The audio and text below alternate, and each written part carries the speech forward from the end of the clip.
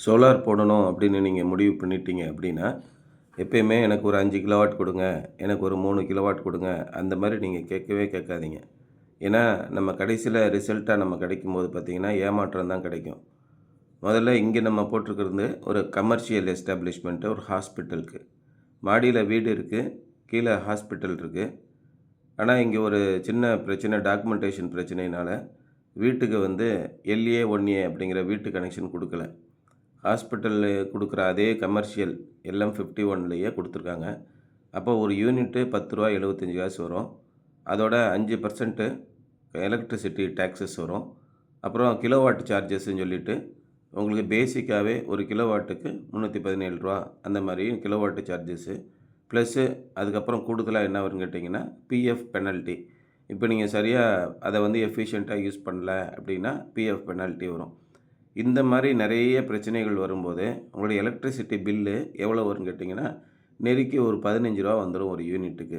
அப்ப இந்த இடத்துல நீங்க சோலார் போடணும் அப்படிங்கும்போது, நெறைய பேரு கமர்ஷியல் கடைகளுக்கு, ஆஃபீஸ்க்கு, ஹாஸ்பிட்டலுக்கு, ரெஸ்டாரண்ட்டுக்கு போடும்போது 10 கிலோவாட் ஆன் கிரிட் போடுங்க சார், 5 கிலோவாட் ஆன் கிரிட் போடுங்க, 20 கிலோவாட் ஆன் கிரிட் போடுங்க, இப்படின்னு உங்கள கொண்டு போய் இழுத்து விட்டுருவாங்க.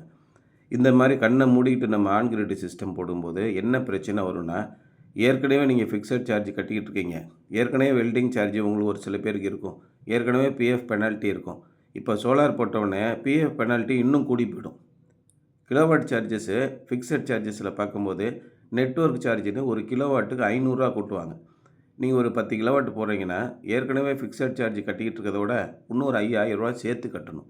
இந்த மாரி போற நிலைமையில, சோலார்லேருந்து நமக்கு என்ன பெனிஃபிட் கிடைக்கும் அப்படின்னு பார்த்தீங்கன்னா, பீக் புரொடக்ஷன் அப்படின்னு இருக்கு. காலையில 9 மணிலேருந்து 3 மணி வரைக்கும் நம்முடைய தேவைக்கும் அதிகமான புரொடக்ஷன் இருக்கும். அந்த புரொடக்ஷன் பூரா எக்ஸ்போர்ட் ஆகி ஒரு யூனிட்டுக்கு ரூ. 3.57 குடுப்பாங்க. அதில ரூ. 1.57 நெட்வொர்க் சார்ஜ்ன்னு பிடிச்சிருவாங்க. நம்மகிட்ட இருந்து வாங்குற யூனிட்டு வெறும் ரூ. 2க்கு வாங்குவாங்க. இந்த மாரி போகும்போது நம்முடைய எலக்ட்ரிசிட்டி பில் எவ்வளோ குறையும்னா, ஒரு 25% குறைஞ்சிருக்கும். பயங்கர டென்ஷன் ஆயிடுவாங்க. நமக்கு வர்றதில 80லேருந்து 90% குறையணும்னு நெனைச்ச நேரத்தில, வெறும் 25% குறையுது. சோலாருடைய இன்வெஸ்ட்மெண்ட்ட நம்ம எடுக்கிறதுக்கு 8லேருந்து 10 வருஷம் ஆயிடும். எப்படி இது சாத்தியமாகும் அப்படின்னு பெரிய ஏமாற்றத்தில போய் முடியும். இங்க நம்ம என்ன பண்ணியிருக்கோம்னு கேட்டிங்கன்னா, ஃபர்ஸ்ட்டு ஈபி பில்ல அனலைஸ் பண்ணுங்க. அனலைஸ் பண்ணி ரெக்கார்டட் மேக்ஸிமம் டிமாண்டுன்னு ஒரு காலம் இருக்கும். அந்த காலத்தில இருக்கிற அந்த வேல்யூ தான் உங்களுடைய இன்வெர்ட்டரோட சைஸ அது டிட்டர்மைன் பண்ணுது.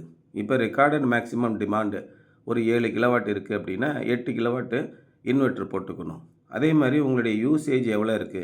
அத வந்து நீங்க பிஜ்லி பவர் ஆடிட்டர்னு ஒரு பவர் ஆடிட்டர் இருக்கு. அது மூலியமா ஒவ்வொரு மணி நேரமும் நீங்க எவ்வளோ மின்சாரத்தை யூஸ் பண்றீங்க அப்படிங்கிறத கண்டுபிடிச்சிடலாம்.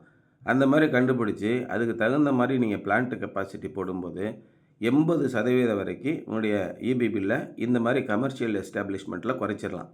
இப்ப இங்க என்னென்ன இருக்கு? ஆட்டோகிளேவ் இருக்கு, லிஃப்ட் இருக்கு, ஏசி இருக்கு, மேக்ஸிமம் டிமாண்ட் எவ்வளோ இருக்கு? 6 கிலோவாட் இருக்கு அப்படின்னா, அதுக்கு தகுந்த மாரி நம்ம இன்வெர்ட்டர் போட்டு, சோலார் பேனல் போட்டு குடுக்கும்போது, நிச்சயமா நமக்கு சேவிங்ஸ் அப்பட்டமா தெரியும். நீங்க இந்த மாரி ஆஃப் கிரிட் போட்டுட்டோம். இங்க பார்த்தீங்கன்னா, ஆன் கிரிட் போடாம, ஹைபிரிட் இன்வெர்ட்டர் போட்டு ஆஃப் கிரிட்ல குடுத்துட்டோம். நெட் மீட்டர் வாங்க மாட்டோம். இந்த மாரி நம்ம போம்போது, நெட்வொர்க் சார்ஜஸ் நீங்க கட்ட வேண்டியிருக்காது.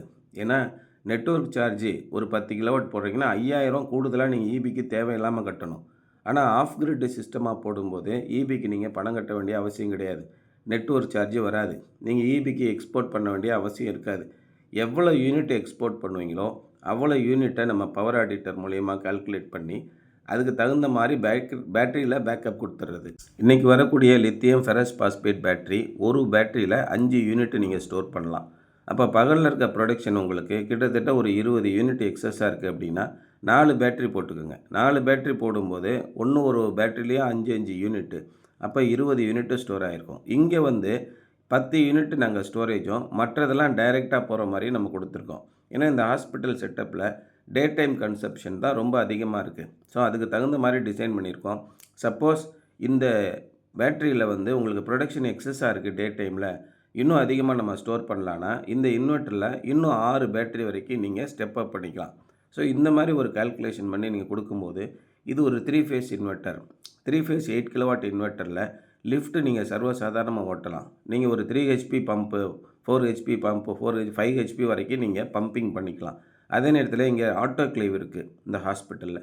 ஆட்டோக்ளேவ் வந்து 700 வாட் ஆட்டோக்ளேவ் காயில் இருக்குது. அதில் 2 யூனிட் இருக்குது. அது 2யும் நீங்கள் யூஸ் பண்ணலாம். Lighting, fan, computers, all the sensitive equipments எல்லாமே நீங்கள் யூஸ் பண்ணலாம்.